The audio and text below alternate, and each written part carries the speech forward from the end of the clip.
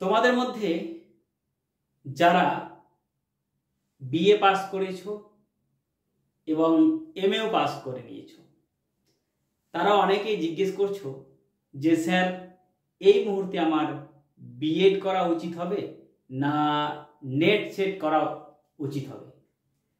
আজকে এই বিষয় নিয়ে আলোচনা করব।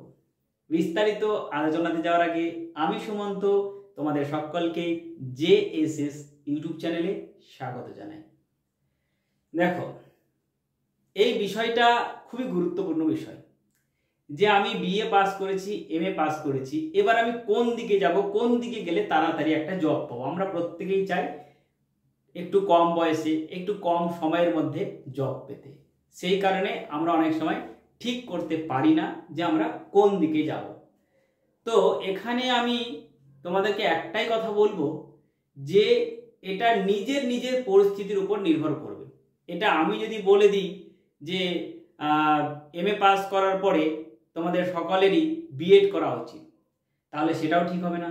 আমি যদি বলে দিই যে তোমাদের এমএ পাস করার পরে নেট সেট করা উচিত, তাহলে এটাও ঠিক হবে না, কারণ প্রত্যেকের পরিস্থিতি আলাদা আলাদা। তো আমি মোটামুটি একটা আলোচনা এখানে করছি, তোমাদের যার যেমন পরিস্থিতি আছে সেই পরিস্থিতি অনুসারে তোমরা ডিসিশনটা নিতে পারবে। দেখো, আমাদের যদি মনে হয় যে খুব তাড়াতাড়ি মানে এমএ পাস করার পরে পরে 2 বছর 3 বছরের মধ্যে আমাকে ইনকাম করতে হবে, তাহলে বলবো তোমরা বিএড করবে। কেন বলছি বিএড করবে? বাংলাতে এখন স্কুল সার্ভিস কমিশনের কোনো পরীক্ষা হচ্ছে না বা হলেও নিয়োগ হচ্ছে না, তা সত্ত্বেও বলছি বিএড করবে। কেন বিএড করতে বললাম? কারণ এমএ পাস করার পরে বা বিএ পাস করার পরে যদি বিএডটা করে রাখো, তাহলে কিছু না হলেও 2000, 4000, 5000, 10,000 এইরকম বেতনে প্রাইভেট স্কুলে কিন্তু তোমরা কাজ করতে পারবে। বিএড ছাড়া কোনো প্রাইভেট স্কুলেও কাজ করতে পারবে না। তো সেই কারণে তোমার একটা মিনিমাম ইনকামের রাস্তা বেরোতে পারে।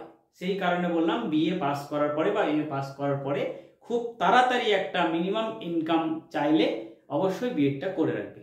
আর যদি তোমাদের মনে হয় যে এমএ পাস করার পরে পরেই 2-3 বছরের মধ্যেই আমাকে ইনকাম করতে হবে, এরকম ব্যাপারটা নেই, তাহলে অবশ্যই নেট সেট করতে পারো বা নেট সেটের জন্য প্রিপারেশন নিতে পারো।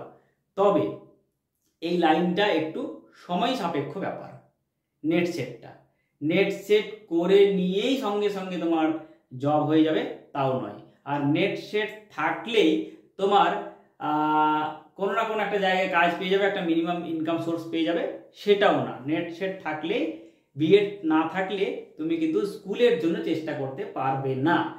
সেই কারণে নেট সেটের দিকে আসতে গেলে একটু সময় নিয়ে আসতে হবে। নেট সেট করে খুব তাড়াতাড়ি জব হওয়ার সম্ভাবনা থাকে না। আবার এর বিপরীতটাও হয়, নেট সেট পাস করে আবার খুব কম বয়সে চাকরি পেয়েছে, এরকম উদাহরণ আমার কাছে আছে।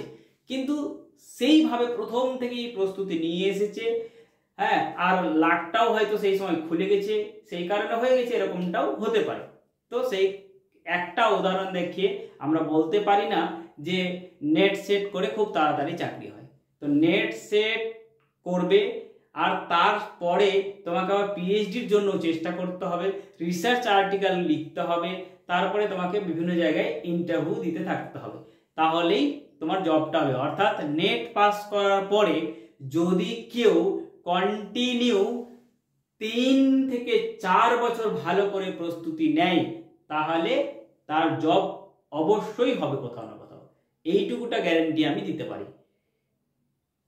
নেট সেট পাস করে বসে থাকতে হবে এরকমটা বলছি না, তবে বসে তারাই থাকবে নেট সেট পাস করার পরে যারা সেইভাবে নিজেকে ডেভেলপ করতে পারেনি।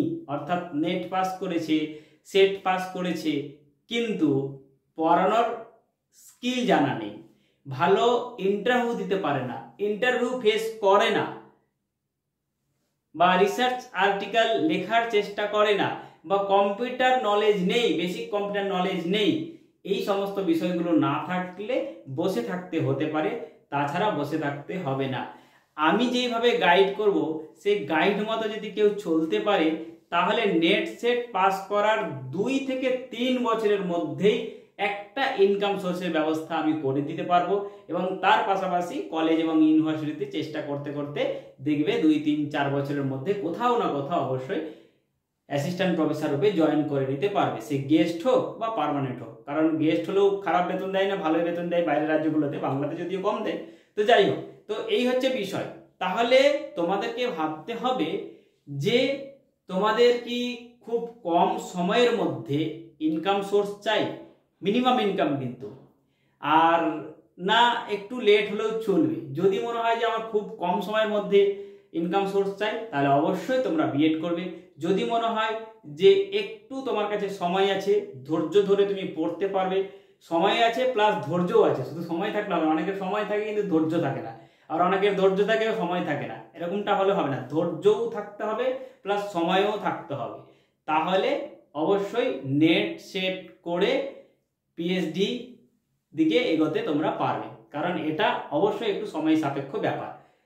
ভালো জায়গায় পৌঁছতে গেলে এবং জীবনে বড় কিছু করতে চাইলে একটু সময় দিতে হবে, একটু বেশি পরিশ্রম করতে হবে, একটু অন্যদের থেকে লাইফস্টাইল আলাদা করতে হবে। তাহলেই দেখবে তোমরা ভালো কিছু করতে পারছো, ভালো জায়গায় পৌঁছাতে পারছো। দেরি হতে পারে, কারো কারো খুব তাড়াতাড়ি হয়ে যায়, কারো কারো আবার দেরি হয়। তো এই দেরি হলেও ভেঙে পড়লে চলবে না, বা কারো খুব তাড়াতাড়ি হয়ে যাচ্ছে সেটা দেখেও আমাদের কষ্ট পেলে হবে না। তো প্রত্যেকের জীবন আলাদা আলাদা, প্রত্যেকের পরিস্থিতি আলাদা আলাদা, এবং সেই পরিস্থিতি অনুসারে তোমরা নিশ্চিত করবে যে এমএ পাস করার পরে বিএড করব না এমএ পাস করার পরে নেট সেট করব। এটা কিন্তু তোমরা নিজেরাই সিদ্ধান্ত নেবে, কাউকে জিজ্ঞেস না করে সিদ্ধান্তটা নেবে। কারণ জীবন তোমার, পরিস্থিতি তোমার, তুমি ছাড়া অন্য কেউ ভালো বুঝতে পারবে না বা জানতে পারবে না। সেই কারণে তুমি তোমার পরিস্থিতি অনুসারে সিদ্ধান্তটা নেবে যে বিএড করবে না নেট সেট করে পিএইচডি করে অ্যাসিস্ট্যান্ট প্রফেসরের দিকে এগোবে। আমি দুটো বিষয় নিয়ে আলোচনা করলাম। এবার যার যেটা মনে হবে পরিস্থিতি অনুসারে সে সেই মতো এগোতে পারবে। তো যাই হোক, এই বিষয়ে তোমাদের যদি আরও স্পষ্ট ধারণা প্রয়োজন থাকে তাহলে বলবে, আমি আরও স্পষ্টভাবে আরও ডিটেলসে এই বিষয়গুলো নিয়ে নেক্সট কোনো ভিডিওতে আলোচনা করব। যাই হোক, আজকের এই ভিডিওটা এই পর্যন্তই। খুব তাড়াতাড়ি নতুন কোনো ভিডিও নিয়ে তোমাদের সামনে উপস্থিত হচ্ছি।